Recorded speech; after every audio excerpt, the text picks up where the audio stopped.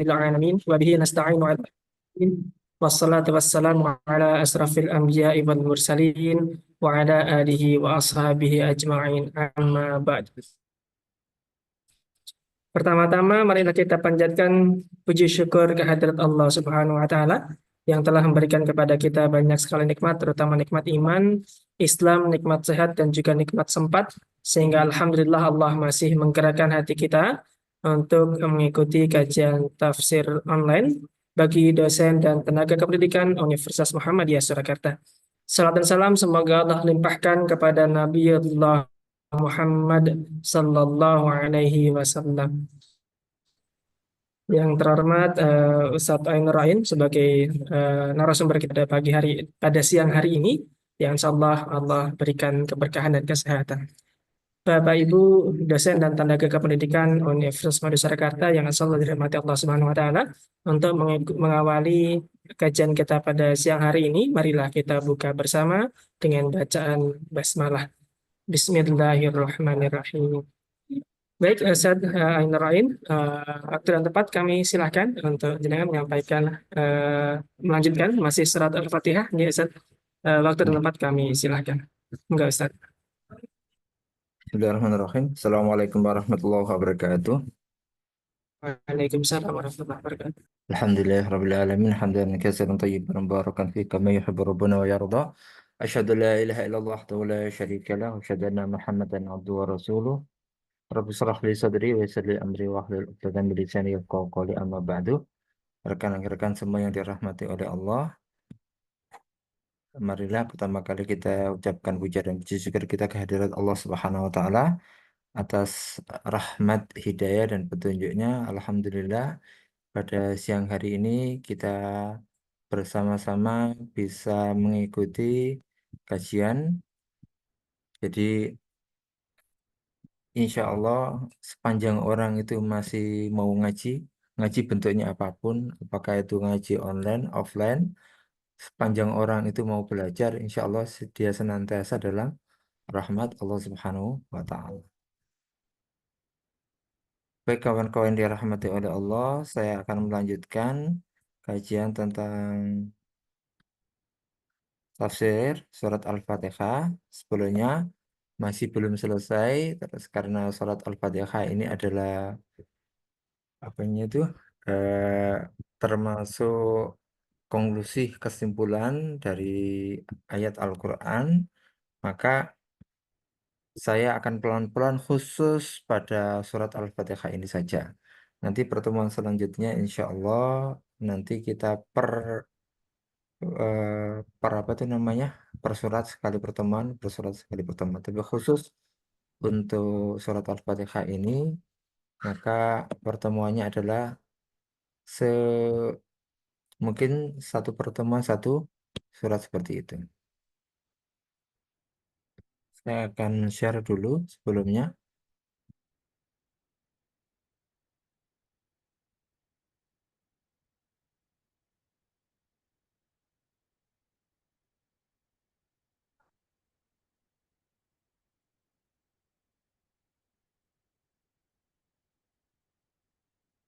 Sudah nampak nggih?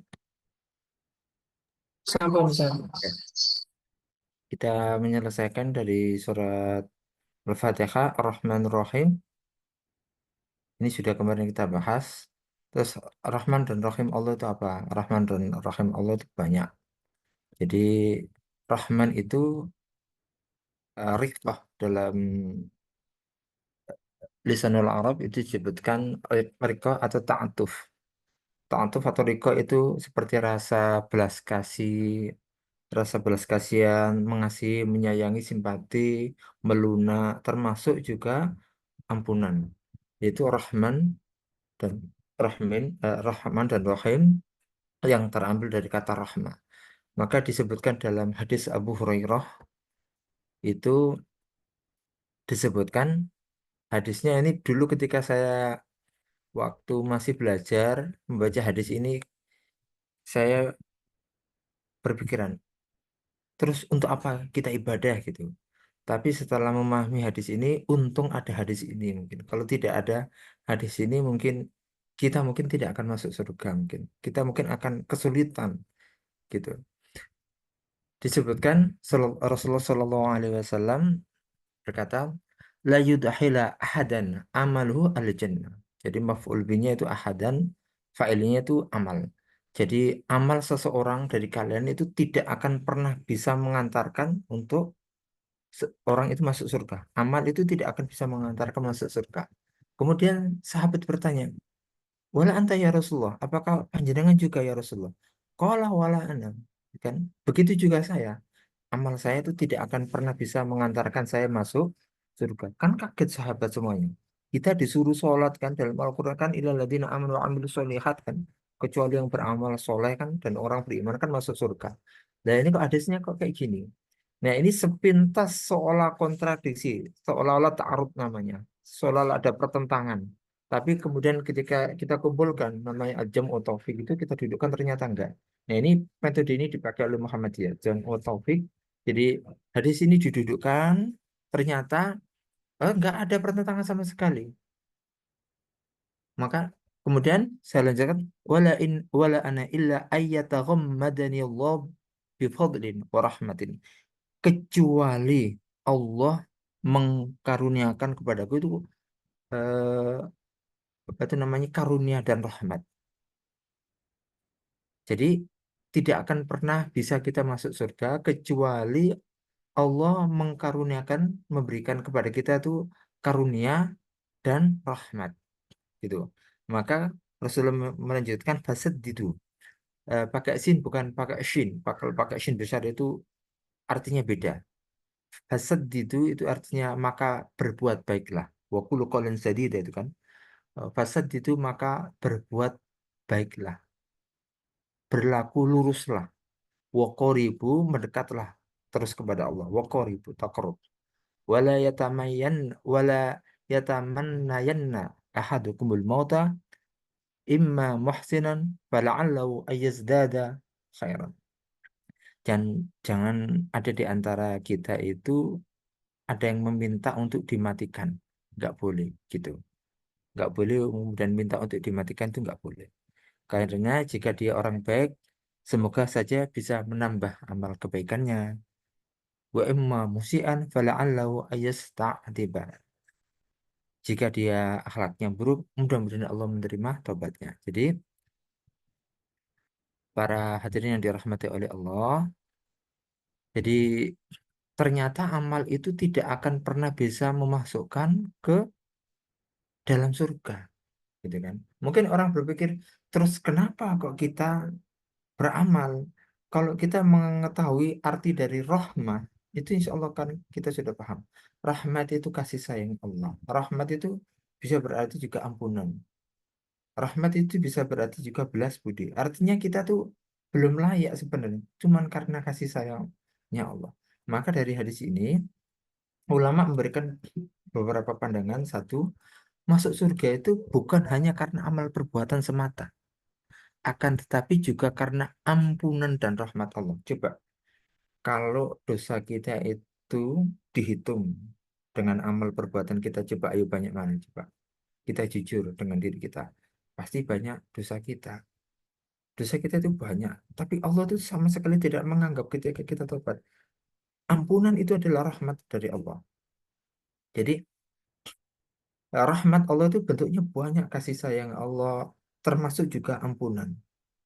Dari ampunan dosa kita itulah yang mengakibatkan dosa kita terhapus, yang tersisa hanya amal perbuatan. Seperti itu.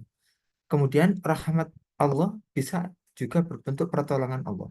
Kita sholat, kita hari ini bersama-sama mendengarkan atau ikut pengajian di sini adalah karena rahmat Allah, karena kebaikan Allah gitu. Recording in progress. Berapa banyak orang yang kemudian dia tidak sempat untuk berbuat baik dan dia tidak dibukakan oleh Allah. Fi qulubihim maradun kan. Berapa banyak orang yang kayak gitu. Dia mendengarkan semacam kayak gini itu seperti eh, panas kayak gitu. Mendengarkan orang ngaji, mendengarkan pengajian itu panas. Berapa banyak orang kayak gitu. Dan berbahagialah selama kita itu bisa berbahagia dengan kebaikan itu rahmat, itu nikmat loh. Berapa banyak orang berbahagianya dulu itu nunggu maksiat, Insya Allah. Maka ini termasuk rahmat dari Allah. Ngaji aja sudah berbahagia gitu kan. Ngajar aja sudah berbahagia. Datang ke UMS aja sudah bahagia. Itu rahmat itu. Dan kita bisa sholat, kita bisa puasa itu atas pertolongan Allah. Kayak gitu. Makanya bahasanya hadisnya itu dikasih ayataghammadani Allah. Allah melimpahkan rahmat. Kayak gitu. Bukan cuma memberi, tapi melimpahkan rahmat. Kemudian yang ketiga, seorang hamba yang hendaklah meletakkan dirinya dengan sikap yang adil antara khauf dan roja. Jadi manusia itu ada seperti sekeping mata uang namanya khauf dan roja. Khauf itu rasa takut kita kepada Allah. Roja itu rasa kita mengharapkan Allah. Mengharap ampunan, mengharap rahmat, mengharap syafaat, mengharap surga, dan lain sebagainya. Itu harus imbang. Orang nggak boleh takut terus-menerus kepada Allah dan tanpa ada roja itu nggak boleh juga. Itu secara fisik akan mengakibatkan dia sakit juga, secara kejiwaan juga tidak sehat. Gitu. Allah memang memberikan pujian bagi orang yang contohnya taubat, menangisi dosanya, takut pada hari kiamat itu liman khafa maka marabi jannatan. Orang yang takut kepada Allah, pada kedudukan Allah, kepada kebesaran Allah, orang takut dihisab, Allah akan memberikan surga. Tapi Allah di sisi yang lainnya juga Allah memberikan eh, rahmat. Jadi nggak boleh kita takut terlalu berlebihan seolah-olah Allah itu tidak akan pernah mengampuni dosa kita. Nggak boleh juga. Sebaiknya juga kita tidak boleh terlalu merasa diri itu so akrab, amal perbuatannya sudah baik, sudah banyak, sehingga yang hadir adalah sifat sombong. Nggak boleh juga seperti itu. Kemudian hadis ini menasihati kita agar kita tidak berbangga diri dengan kebaikan yang kita lakukan. Karena semuanya itu karena rahmat Allah, pertolongan Allah. Nggak ada yang perlu kita banggakan. Apa yang kita banggakan? Nanti kita semuanya akan kembali kepada tanah dimakan cacing gitu. Dimakan cacing-cacing tanah. Tubuh kita semuanya ini akan dimakan cacing tanah. Akan kembali hina seperti tanah, seperti yang tanah yang kita pijak. Sehari-hari pun kita pakai sandal atau pakai sepatu, kita nggak sampai nginjak tanah itu kan ya. Tapi ketika kita meninggal, kita semuanya akan menyatu dengan tanah. Maka apa yang kita banggakan? Oh, kita nanti juga akan bertemu dengan Allah dan semua atribut kita, semua kekuasaan, semua embel-embel kita itu akan kita lepas begitu kita meninggal. Maka apa yang kita banggakan kayak itu? Maka salah satu-satunya harapan kita adalah rahmat Allah. Maka dalam hadis itu Rasulullah menasihati fasad itu teruslah berbuat baik, fasad itu fiil itu terus meneruslah kamu berbuat baik, terus meneruslah jadi orang yang lurus, jadi orang bertakwa, sehingga dengan begitu Allah terus menerus memberikan rahmat. Jadi Allah tuh sangat menghargai proses. Allah sangat menghargai proses.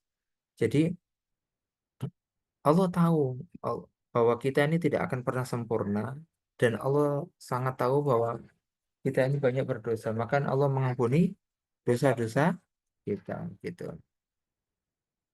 Nah, kawan-kawan yang dirahmati oleh Allah, Dek, kawan-kawan yang dirahmati oleh Allah, kita lanjutkan pada surat selanjutnya yaitu Malik Yaumiddin, ayat selanjutnya maaf.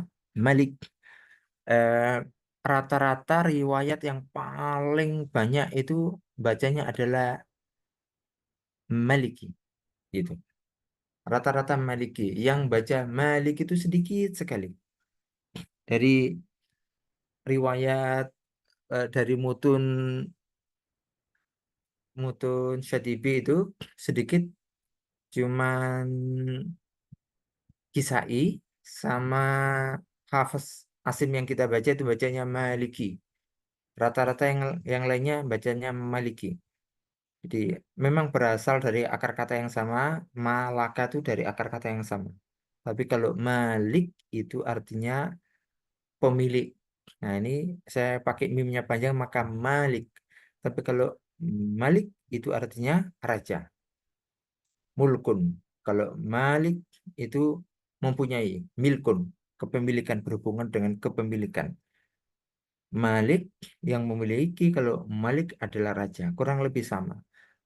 Imam Tobari, Ibnu Katsir berhubungan dengan ini mengatakan, saya boleh berkata begini, saya berpendapat bahwa bacaan yang lebih kuat adalah Malik. Kenapa? Karena Allah itu adalah raja, gitu. Raja, seorang raja itu pasti memiliki, seperti kayak gitu. Dan nanti di akhirat itu tidak akan ada raja lagi.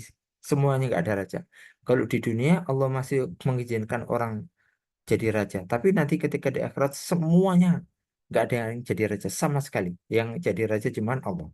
Itu kata Imam At-Tabari dan begitu juga Imam Malik. Mayoritas para tafsir memiliki kata Malik kayak gitu. Jadi itulah kiroah asyarah. Kiroah, kiroah itu bacanya berbeda-beda, tapi ternyata betul betapa jeniusnya Nabi kita Al-Quran itu bisa dibaca dengan berbagai lahja, dengan berbagai kiroah itu kan. Dan kiroah itu ternyata satu dan yang lainnya itu saling menguatkan. Seperti ini, Malik dan Malik itu perubahan tidak ada, tidak signifikan, tapi menguatkan. Karena Malik juga Malik, gitu kan. Malik juga Malik, gitu kan. Seorang raja itu pasti menguasai. Dan seorang jadi penguasa, pemilik pasti dia adalah seorang raja. Maliki Yaumiddin, saya pakai Maliki. Allah itu adalah raja. Raja di hari pembalasan. Yaum itu hari. Din itu pembalasan. Din itu maknanya banyak. Di sini ada pembalasan, ada penghakiman. Walaupun makna yang lainnya din adalah ada juga memaknai sebagai agama. Tapi makna di sini Ibnu Manzur dan beberapa ahli tafsir seperti Ibnu Katsir, seperti Imam Tabari, itu ide tafsir itu mengatakan Yaumiddin ini sebagai hari penghakiman. Seperti itu. Jadi ad-din artinya penghakiman agama. Kenapa penggunaan kata ad-din? Penggunaan kata din ini sebagai hari penghakiman atau pembalasan menunjukkan bahwa sudah habis waktunya kekuasaan itu di tangan manusia. Karena Ibnu Manzur menjelaskan bahwa ad-din di situ, pembalasan di situ atau penghakiman di situ menunjukkan kekuasaan, kebesaran dan kedikdayaan Allah. Makanya yang dipakai adalah bukan Maliki yaumil hisab, tapi yaumiddin. Menunjukkan di situ pada hari kiamat itu Allah ingin menunjukkan kebesarannya, menunjukkan kekuasaannya dan selesai semua kekuasaan manusia. Kita itu akan dibangkitkan pada hari kiamat nanti dalam keadaan wajah kita itu penuh dengan debu. Debu apa? Debu kuburan. Nah, kita kan akan mati nanti. Semuanya akan mati. Entah matinya sebelum kiamat atau setelah kiamat, tubuh kita itu penuh dengan kuburan, dengan debu kuburan. Dan semua orang kita sudah tahu tempatnya kita di neraka atau di surga. Semuanya sudah tahu. Dan semua orang sudah tahu bentuk dosa-dosa yang telah dilakukan. Orang itu ketika mau sakaratul maut itu, semua itu flashback dosanya itu sudah yang pernah dilakukan itu tahu. Bahkan uang, maaf, seandainya 1 rupiah yang tidak disedekahkan, itu Allah membuka semuanya. Gitu. Allah membuka semuanya itu. Maka apalagi ketika di dalam kubur itu. Maka betul Allah memakai kata-kata Maliki Yaumiddin itu menunjukkan bahwa akulah raja kata Allah yang akan menghakimi, yang akan menegakkan keadilan di muka bumi ini. Kemudian yang kedua, Maliki Yaumiddin ini menunjukkan bahwa fase di sini itu adalah fase akhirat, bukan fase dunia. Itu Ibn Jarir atau Tabari menjelaskan demikian. Sebagaimana beliau mengutip dari pendapat Ibn Abbas gitu. Bahwa kemudian selanjutnya kebenaran-kebenaran yang dibawakan oleh agama ad-din akan terbukti nyata pada hari itu. Maka Yang keempat, semua orang akan dibalas sesuai dengan amal perbuatannya. Maka Ibnu Abbas menjelaskan bahwa pada hari itu tidak ada hukum yang berlaku sama sekali, kecuali hukum Allah. Nggak ada hukum yang berlaku. Dan nggak ada orang yang berani berbicara. Sampai malaikat pun tidak ada yang berani berbicara. Kecuali yang diizinkan oleh Allah. Semuanya tuh diam. Bayangkan ya, kalau di kelas itu cuman berapa orang lah, 40 paling maksimal. Orang diam itu luar biasa. 1.000 orang diam itu luar biasa. Ini miliaran orang. Nggak ada yang bicara sama sekali. Semuanya diam, tertunduk semuanya. Kecuali yang mendapatkan izin Allah. La yatakallamuna illa adina lahu rahmanu wa qala sawaba.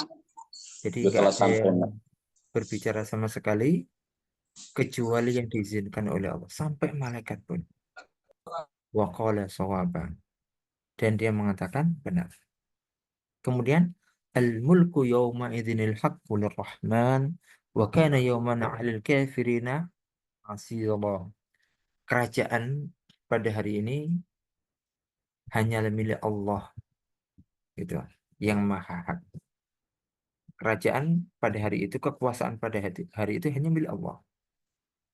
Dan wa kana yawman 'alal kafirina disebutkan hari itu yang akan mengalami kesulitan adalah orang-orang kafir.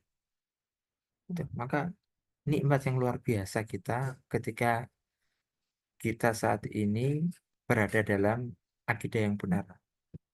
Nikmat yang luar biasa. Iman. Kita beriman kepada Allah itu nikmat yang sangat luar biasa. Bayangkan ada orang non-Muslim kemudian yang disembah bukan Allah, gitu kan? Tapi nanti ternyata di akhirat yang minta pertanggungjawaban itu Allah. Gitu. Suatu saat Umar bin Khattab itu ketika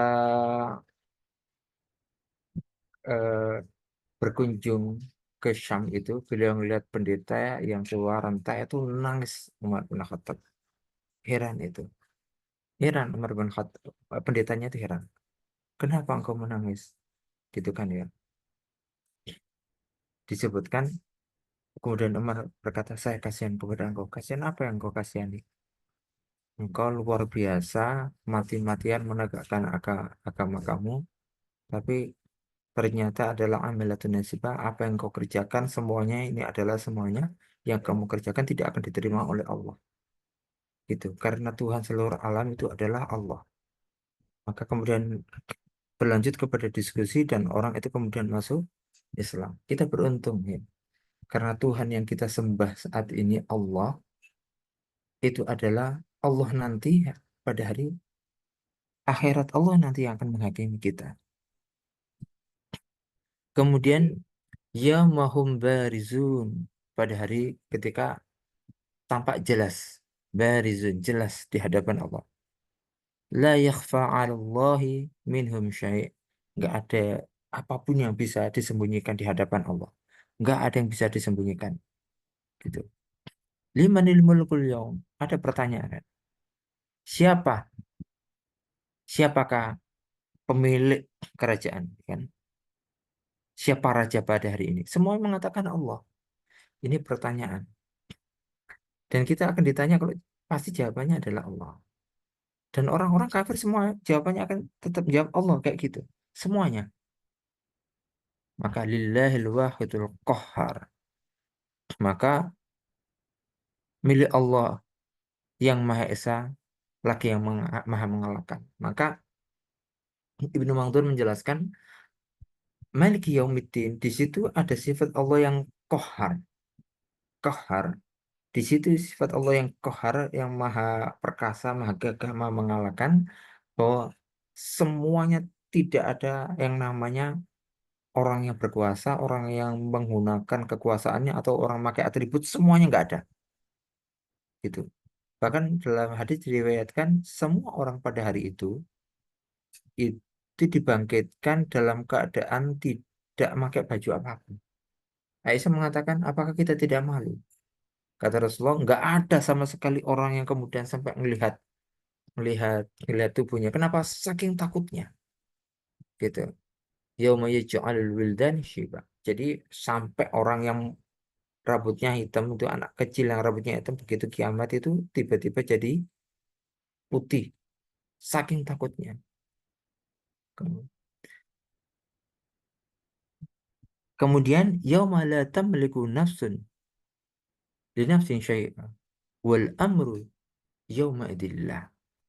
Yaitu pada hari ketika seseorang tidak punya daya untuk menolong orang lain. Bahkan anak itu tidak bisa menolong ayahnya pada hari itu. Kecuali beberapa orang memang sudah dikasih izin oleh Allah, gitu. Selama itu tidak ada izin, maka nggak akan pernah bisa. Nabi tidak bisa menolong umatnya. Kecuali kemudian nanti ada masanya, kemudian Allah memberikan izin Nabi untuk memberikan syafaat. Ada masanya, gitu. Ketika dikumpulkan semuanya itu, maka nggak ada orang yang bisa menolong orang lain. Kenapa? Ngurus dirinya sendiri aja nggak bisa. Wal amru yauma idzin lillah, maka pada hari itu urusan semuanya ada dalam genggaman Allah. Maka kita beruntung hari ini kita bisa sholat, kita bisa sujud. Allah yang kita sembah itu adalah Allah yang nanti akan menghisap kita. Maka Imam Tabari menjelaskan bahwa sebelum ayat Malik Yaumiddin itu kan ada Rabbil Alamin. Alhamdulillah Rabbil Alamin. Segala puji bagi Allah Rabbul Alamin kan. Alhamdulillah Rabbil Alamin. Segala puji bagi Allah Rabbil Alamin, itu Allah itu yang menciptakan, mengatur, memanage seluruh jagat raya ini semuanya. Pakai kata-kata alamin gitu. Imam Tabari menjelaskan alamin itu identiknya dengan alam semesta di mana kehidupan manusia itu hidup gitu. Kata kata Imam Tabari itu seperti itu.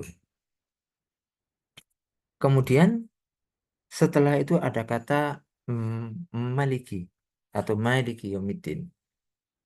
Allah itu yang merajai, yang menjadi raja pada yaumiddin, pada hari pembalasan. Kenapa kok pakai di sini yaumiddin? Di sini menegaskan bahwa Allah juga nanti yang menguasai hari akhir. Jangan sampai ada pemahaman Allah hanya menguasai alam ini saja, alam dunia ini saja, tapi Allah tidak menguasai alam akhirat. Jangan sampai ada anggapan itu. Makanya ditakkit sama Allah, Malik Yaumiddin. Hari akhir juga Allah yang menguasai itu. Penegasan ini menunjukkan bahwa pemilik alam semesta ini dan pemilik kiamat, pemilik kerajaan pada hari kiamat, di waktu yang berbeda itu kan. Jadi alam dunia, kemudian alam kubur, kemudian alam kiamat. Walaupun alamnya berbeda, pemiliknya tetap satu Allah. Dan yang menghisap itu Allah. Gitu. Maka kita beruntung yang menghisap kita itu Allah. Karena Allah itu tidak punya sifat pendendam sama sekali. Bayangkan kalau Allah itu punya sifat pendendam. Gitu kan. Wah, hancur kita. Tapi Allah itu mempunyai sifat dan nama-nama yang bagus. Allah tidak mempunyai sifat pendendam sama sekali. Maka betul dalam ayat tadi disebutkan bahwa tidak akan pernah masuk surga kecuali dengan rahmat Allah. Rahmat di sini artinya banyak. Rahmat di sini jangan diartikan bahwa amal kita itu tidak ada gunanya, bukan. Gitu. Jadi bisa jadi kita berperilaku baik terus-menerus, wasad itu kata Rasulullah, terus kamu berperilaku lurus, mengerjakan kebaikan terus-menerus gitu, maka insya Allah itu akan jadi penyebab turunnya rahmat. Kita membantu orang lain itu insya Allah jadi penyebab turunnya rahmat. Irhamu man fil ardi yarhamukum man fis sama. Sayangilah orang yang ada di bumi, maka yang di langit akan sayang kepada engkau. Baik, kawan-kawan seperjuangan dirahmati oleh Allah, sebagai seorang yang beriman, kita patut bersyukur kepada Allah bahwa nanti Tuhan yang menghisap kita, menghakimi kita adalah Allah Tuhan yang kita sembah saat ini. Jadi bukan Tuhan yang lainnya. Coba kita Kadang-kadang saya ngeliat kawan-kawan yang non-muslim itu saya kasihan. Saya tidak pernah timbul kemudian rasa benci, itu tidak. Yang timbul itu rasa kasihan.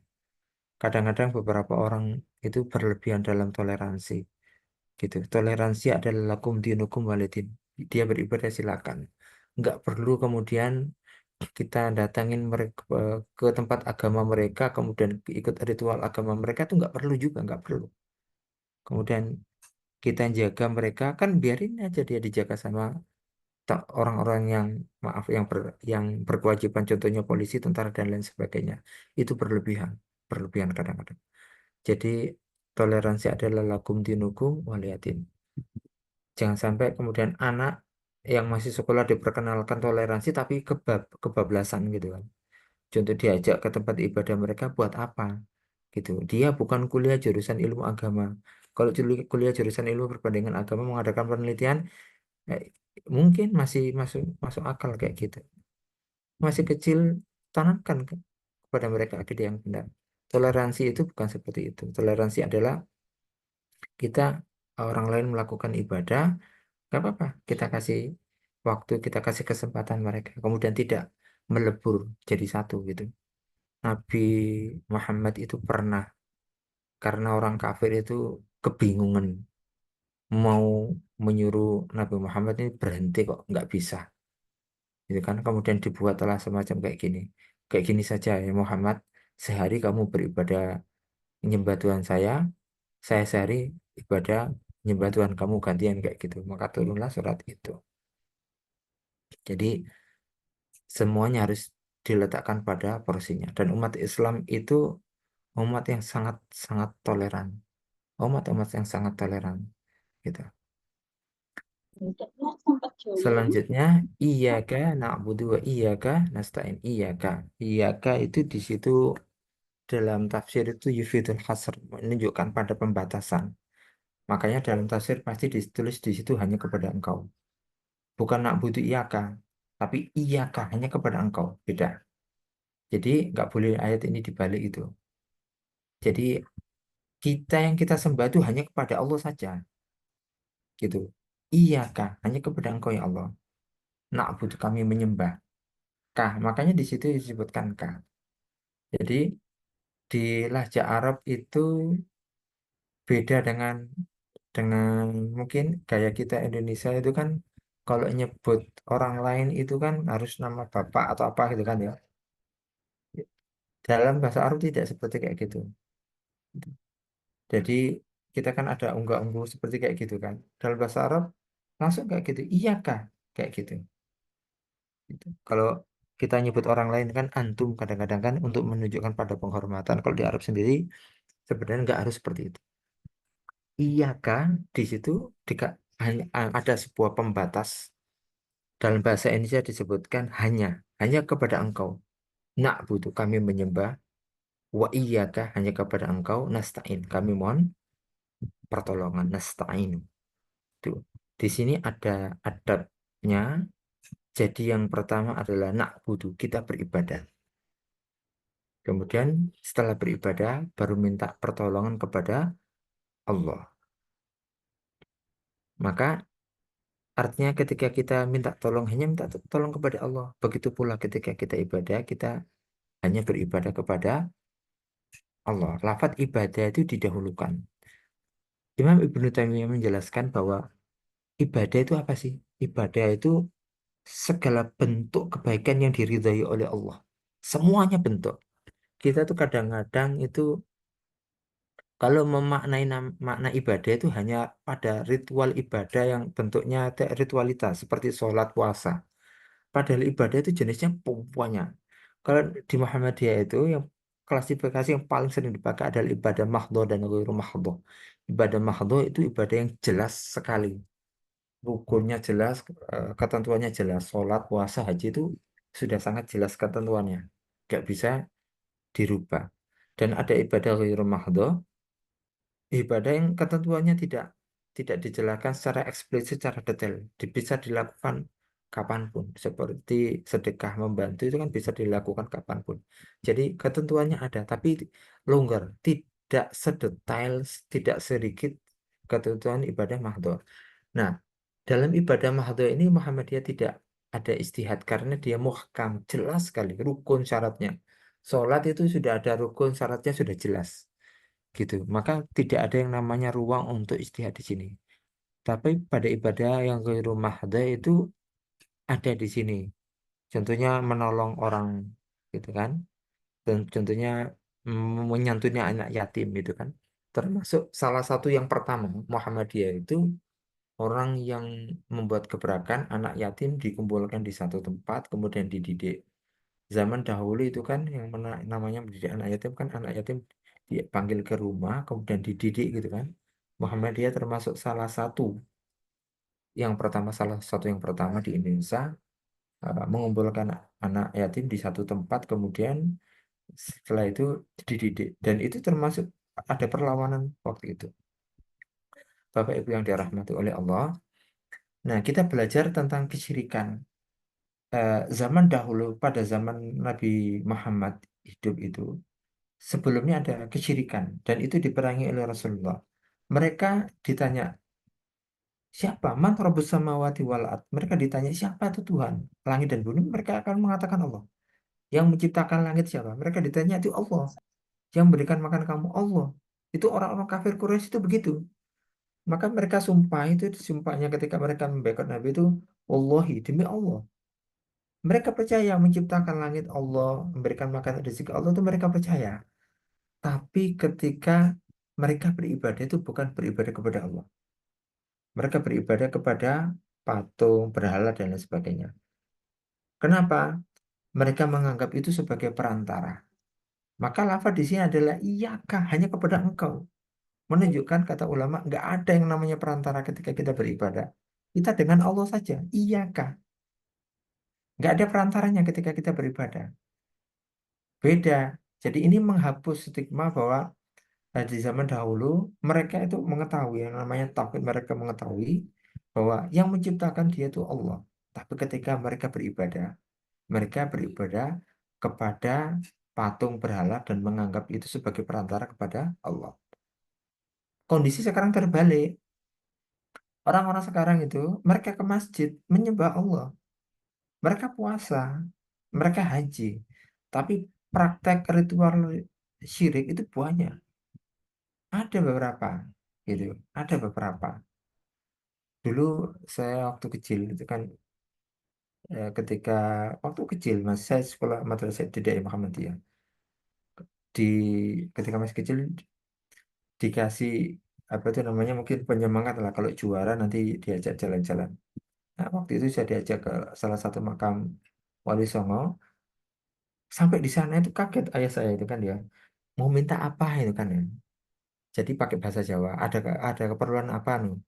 Kan kami tujuan kami kan untuk sekedar untuk museumnya kan ada museum di situ. Untuk ke museum enggak ada keperluan apa ada keinginan hajat apa yang ingin dikabulkan oh, enggak ada.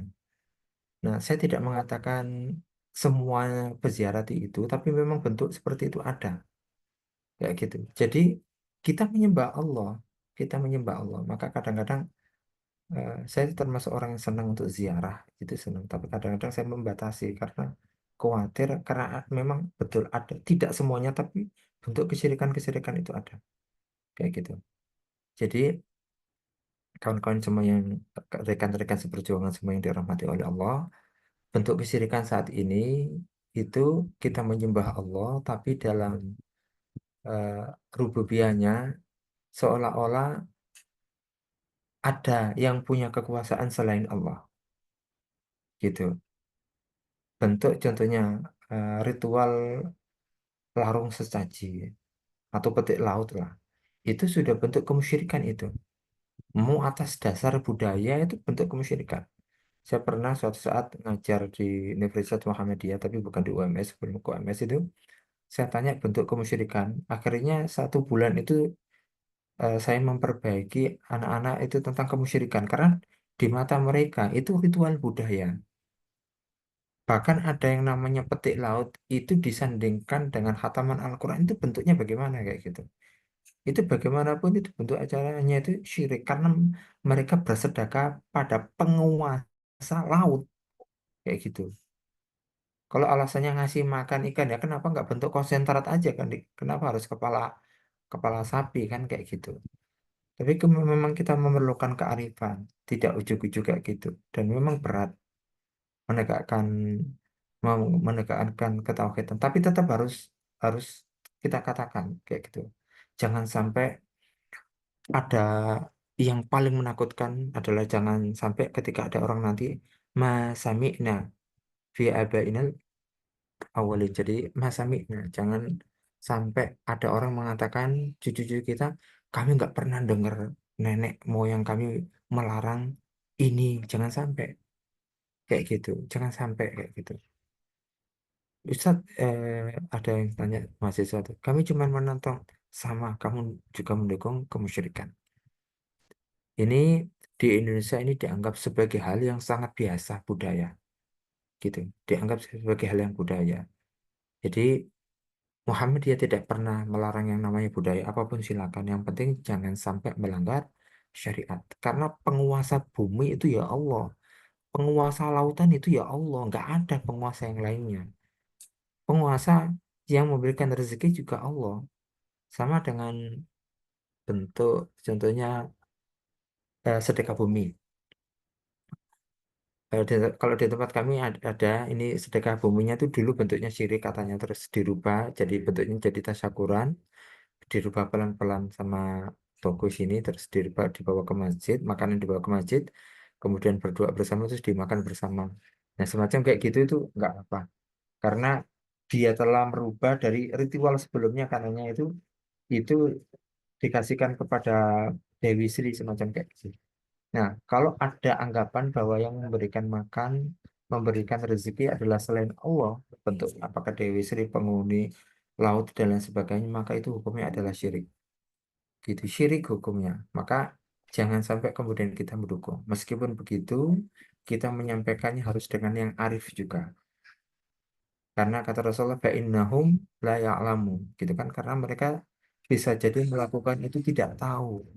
Karena tidak tahu melakukan seperti itu. Nah, kita sebagai orang tahu, yang tahu maka kita mendakwai mereka pelan-pelan. Pelan-pelan kayak itu. Dan itu butuh waktu. Dan beberapa orang memang mengambil cara aman aja. Membiarkan itu.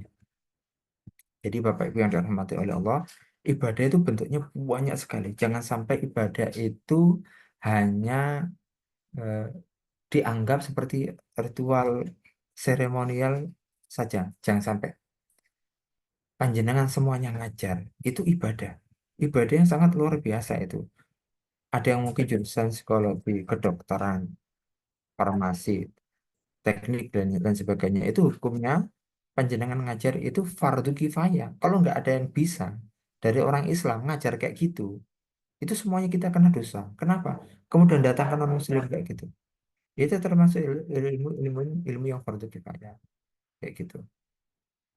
Ada juga yang termasuk fardu ain itu tentang belajar agama itu fardu ain. Semua orang harus tahu. Jadi panjenengan ngajar atau panjenengan menjadi pegawai membantu kelancaran bentuknya apapun. Mau jadi yang tukang kebersihan, kebun atau apapun bentuknya, itu adalah termasuk bagian daripada ibadah. Gitu. Orang bekerja itu ibadah juga. Jadi selama itu pekerjaan yang baik, perbuatan yang baik, dan itu diridhai oleh Allah, itu bentuknya ibadah.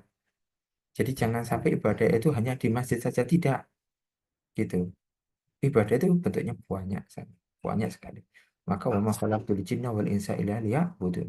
Aku tidak menciptakan manusia dan apapun kecuali hanya untuk ibadah kepada Allah.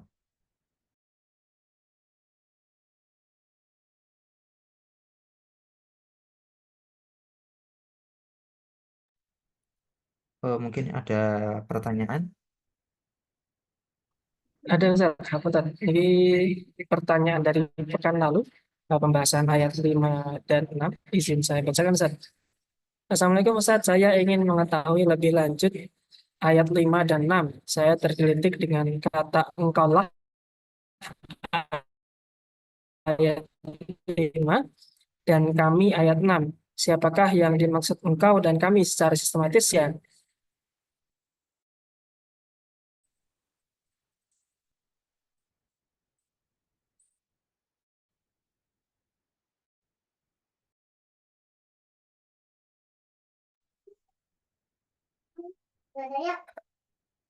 Halo, suara saya kedengaran?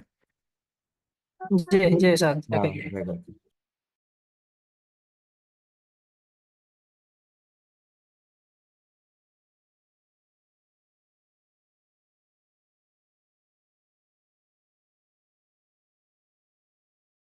Ngapunten, niku masih termute, Ustaz.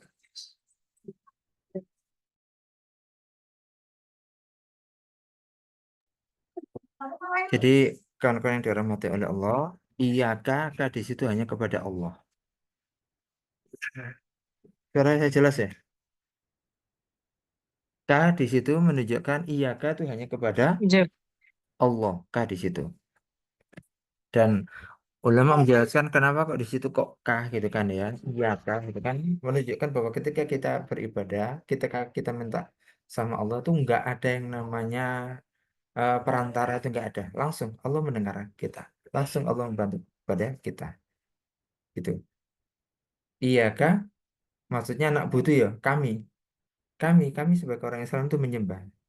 Kalau yang dimaksud dengan pertanyaannya itu nunnya itu kami orang Islam itu menyembah. Iya anak butuh. Wa iya kami. Nah itu kami orang Islam. Nasta'in gitu. Dalilnya apa? Nanti ada dalilnya suratul ladzina an'amta alaihim ghairil maghdubi, nanti dalilnya. Jadi nah di sini adalah nah kami orang Islam.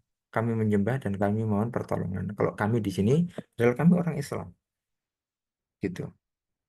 Seperti itu. Nanti J. lebih lanjut nanti Kemudian ketika dari ayat. Mas,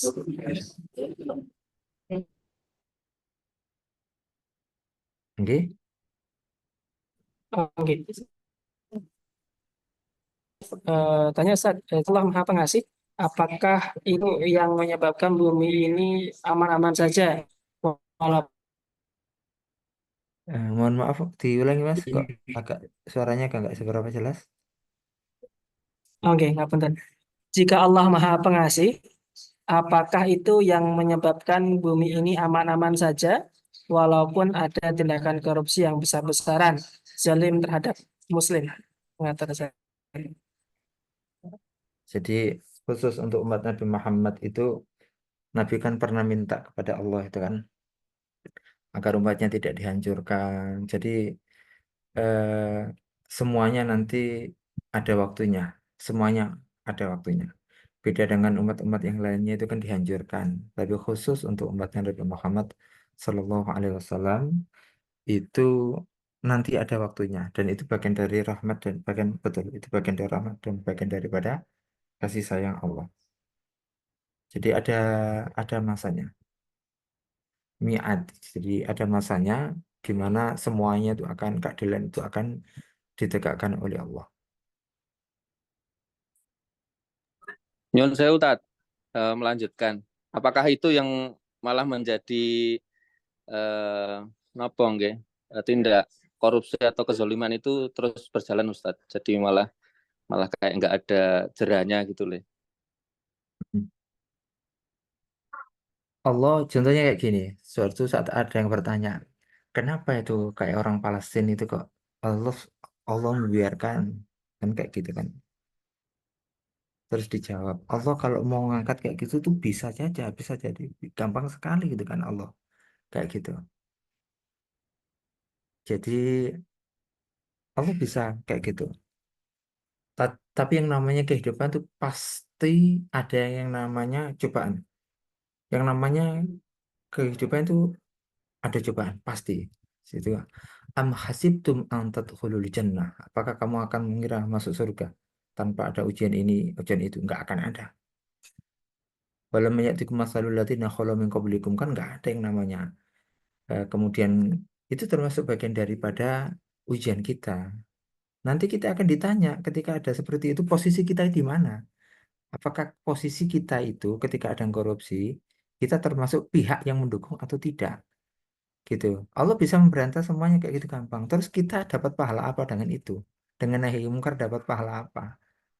Gitu. Allah bisa gampang ngangkat orang-orang musibah yang di saudara kita di Palestina itu bisa jadi. Tapi kita dapat pahala dengan apa? Kayak gitu. Itu kan? Dan itu menjadi peluang-peluang bagi kita untuk beramal soleh. Kalau seandainya dulu tidak ada kebodohan, kemungkaran, kesyirikan, nggak mungkin Kiai Haji Ahmad Dahlan mendirikan Muhammadiyah kan? Korupsi luar biasa zaman dahulu, parah sekali itu kan, bukan cuma korupsi, itu penjajahan. Tapi bagi orang mukmin, Islam itu menghadirkan solusi. Islam itu solusi. Islam itu bukan tempat kita untuk mengeluh. Maaf, bukan kita tuh dengan Islam itu bukan cuma mengeluh, tapi kita tuh menghadirkan solusi. Kiai Haji Ahmad Dahlan itu ketika kita tahu ya 2000 dari 1911, tapi sebelumnya ke 1911 kan dirikan mulai organisasi yang berdirinya kemudian 12 itu kan. Sebelumnya itu beliau melihat itu parah sekali. Di zaman sekarang nggak ada apa-apanya kalau dibandingkan dengan zaman Kiai Haji Ahmad Dahlan. Tapi yang jadi pemikiran Kiai Haji Ahmad Dahlan adalah Islam itu pasti menghadirkan solusi. Kayak gitu. Coba kalau seandainya Kiai Haji Ahmad Dahlan waktu itu cuman yang ada cuman mengeluh kemudian protes, nggak mungkin kemudian Muhammadiyah berdiri. Jadi Islam itu menghadirkan solusi. Maka ciri ada ulama mengatakan begini, Islam itu kan menghadirkan kemaslahatan. Kalau kita itu berislam dengan yang baik, maka pasti keberadaan kita itu menghadirkan solusi. Selama keberadaan kita itu tidak menghadirkan solusi, sebenarnya Islam kita itu masih masih belum kafah. Islam itu menghadirkan solusi.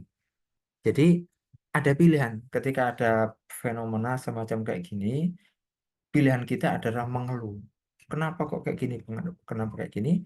Pilihan yang lainnya adalah mengadakan solusi perbaikan, meskipun cuma sedikit gitu. Nah, itu adalah bagian daripada cobaan.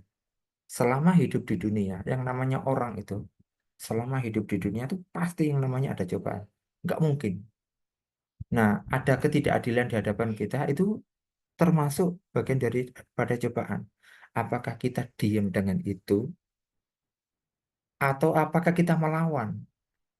Mungkin yang kuliah jurusannya ini mengadakan gebrakan, contohnya gerakan anti korupsi di UMS, dan itu panjenengan termasuk ibadah yang luar biasa itu. Itu jangan dikira itu bukan ibadah. Contohnya gerakan anti korupsi di UMS contohnya. Panjenengan mengadakan semacam kayak gitu. Atau panjenengan mengadakan contohnya mengkritisi beberapa kebijakan pemerintah yang korupsi atau tidak berrakyat, itu termasuk bagian daripada ibadah. Gitu. Asalkan kita niatnya ikhlas, memang bukan karena ada tendensi yang lainnya, itu luar biasa karena kita menyelamatkan hajat hidup orang banyak.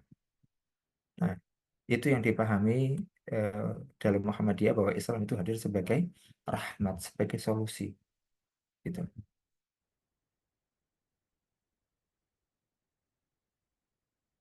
Sampai ada lagi. Berarti kita eh, pripun niku ta? Apakah bagaimana cara kita itu untuk menghadapi itu, apakah hanya sabar atau dengan doa tertentu? Kadang kan kita berpikirnya itu negatif terhadap mereka, apakah itu diperbolehkan atau malah kita itu mendoakan yang terbaik. Kalau saya sering dengar itu malah mendoakan yang terbaik lah. Ini kudas pun tidak. Jadi kalau kita ngeliat orang yang korupsi, kita lakukan apa yang bisa kita lakukan. Kalau kita punya kewenangan menyuarakan, kita suarakan. Ini di masing-masing kita ini kan ada, tidak sama kan ya. Kalau kita bisa menyuarakan, nggak apa-apa kita suarakan lewat tulisan, lewat apa, nggak apa-apa kita suarakan seperti itu. Karena yang kita kritisi bukan orangnya, tapi kita kritisi itu kebijakannya. Nggak apa-apa kita lakukan itu. Terus memang betul kita mendoakan juga, memang betul. Kita mendoakan agar mereka mendapat hidayah, memang betul kita. Yang penting eh, kalau kita melihat kejahatan itu kan tiga kan. Pertama kan biliat itu kan, bilisan, wabikol itu kan. Jadi gitu, mantuk minkum mungkar itu kan. Ini hadisnya sudah sangat kita terkenal, sudah kita sangat sama-sama mengenal itu. Kita punya kekuasaan apa? Ya kita lakukan. Jangan sampai kemudian kita diam. Kalau kita mampu menulis, ya nggak apa-apa kita tulis. Kita kemukakan ini agar nanti di akhirat kita tidak akan duduk dan kita tidak akan berdiri di barisan orang yang koruptor. Nanti di akhirat itu orang afwaja, dibangkitkan orang itu bersama dengan gerombolannya. Kalau dia memang tukang korupsi, memang nanti di akhirat dibangkitkan tuh apa aja bersama dengan gerombolan mereka. Kalau memang bukan ahli korupsi, contohnya ahli ibadah ya bersama ahli ibadah. Kita lakukan apa yang kekuatan kita bisa pakai. Kemudian kalau itu nggak mampu, kita bisanya cuma lisan, nggak apa-apa kita sampaikan kebaikan dengan cara yang arif aja. Kalau nggak bisa cuma verbal qalb kan, dengan mendoakan, nggak apa-apa kita doakan semua. Mudah-mudahan mendapatkan hidayah, mudah-mudahan nanti suatu saat yang terpilih adalah pemimpin yang adil. Karena dalam Islam itu ketika orang itu sudah jenuh dipimpin oleh pemimpin yang tidak adil itu, orang itu akan sadar, kemudian memilih pemimpin yang adil. Umar bin Abdul Aziz itu bukan termasuk kerabat raja yang paling dekat termasuk. Beliau memang keturunan bangsawan. Beliau ulama hebat, mujahid yang pertama. Tapi kenapa beliau dipilih? Karena umat itu waktu itu sudah bosan dipimpin oleh pemimpin sebelumnya. Pemimpin sebelumnya yang nggak adil, yang korupsi dan lain sebagainya kayak gitu. Jadi ada banyak hal yang ada banyak hal karena memang yang kita anut saat ini adalah demokrasi. Demokrasi harus menyadarkan orang banyak beda dengan kerajaan kayak gitu. Ya apa yang bisa kita lakukan maka kita lakukan karena itu termasuk bagian daripada ibadah. Jangan sampai kemudian hidup kita penuh dengan keluh kesah. Tidak. Rasulullah itu panjenengan lihat itu nggak pernah dalam ayat itu ayat Al-Quran 6.000 ayat itu nggak ada yang ngeluh. Ngeluhnya itu inar ya inakomi takhadu hadzal inakomi sesungguhnya kaumku ini mau menjadikan Al-Quran itu mahjura saja. Dia tidak pernah mengeluh, Rasulullah tidak pernah mengeluh akan kalau dirinya itu dihina dan lain sebagainya enggak. Dia ngeluh, minta solusi kepada Allah agar Al-Quran ini dijadikan petunjuk itu saja. Nabi Yusuf dalam satu ayat, Nabi Yakub, ayahnya itu tidak ada keluhan sama sekali dan Nabi Yusuf juga tidak mengeluh sama sekali dengan kondisinya. Inama ashku basti wa husni ilallah. Aku hanya mengeluh itu kepada Allah. Kenapa? Karena Islam itu akan menghadirkan solusi. Orang yang Islam yang benar akan menghadirkan solusi. Dan kita duduk di sini mengajar itu termasuk solusi loh.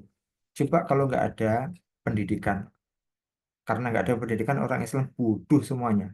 Nggak ada solusi di situ. Kita di sini duduk bersama mendidik generasi baru itu termasuk bagian daripada solusi. Dan solusi yang paling bagus adalah pendidikan. Mata.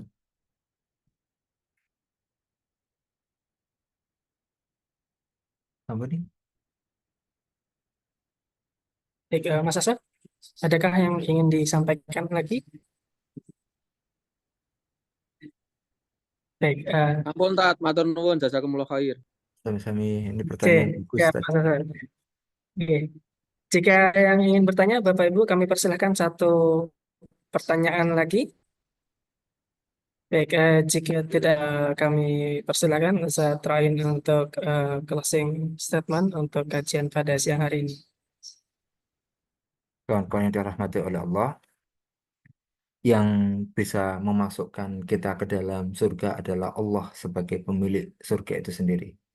Dan Allah bisa memasukkan kita ke dalam surga itu dengan rahmat Allah, rahmat dan kasih sayang Allah. Rahmat Allah itu bentuknya banyak, kasih sayang bentuknya juga bisa teguran, bentuknya bisa juga dengan ampunan. Maka nasihat dari Rasulullah adalah jangan sampai bosan untuk berbuat baik apapun. Mengajar itu berbentuk kebaikan.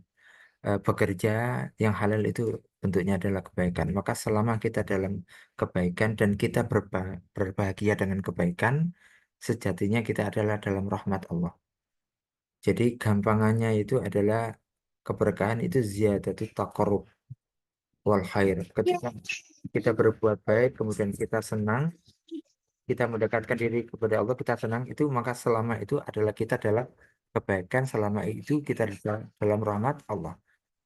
Dan mudah-mudahan itu semuanya mengantarkan kita semuanya masuk surga. Itu semoga bermanfaat. Assalamualaikum warahmatullahi wabarakatuh. Waalaikumsalam warahmatullahi wabarakatuh. Jazakallah khair kepada Dr. Ainur Rain atas kajian pada siang hari ini. Bapak Ibu yang dirahmati Allah Subhanahu wa taala, sampailah kita di penghujung acara. Untuk presensi kami sudah kirim melalui kolom komentar. Silahkan untuk melakukan presensi. Sekali lagi terima kasih kepada Ustaz Dr. Ain Nurain dan Bapak Tenaga Kependidikan Universitas Muda Surakarta yang telah hadir pada kajian ini. Semoga Allah senantiasa memudahkan kita dalam beristiqamah kepada ibadah kepada Allah Subhanahu wa taala. Baiklah, kita tutup kajian kita pada siang hari ini dengan bacaan hamdalah bersama-sama. Alhamdulillahirabbil alamin. Akhirul kalam, wassalamualaikum Alhamdulillahirobbilalamin. warahmatullahi wabarakatuh. Waalaikumsalam warahmatullahi wabarakatuh. Waalaikumsalam warahmatullahi wabarakatuh. Waalaikumsalam warahmatullahi wabarakatuh. Wabarakatuh. Makasih Mas Mufid. Nggih, Pak Jumadi, matur nuwun, Ustaz Rain, nuwun Bapak Ibu. Terima kasih semuanya. Sami-sami. Waalaikumsalam warahmatullahi wabarakatuh. Kita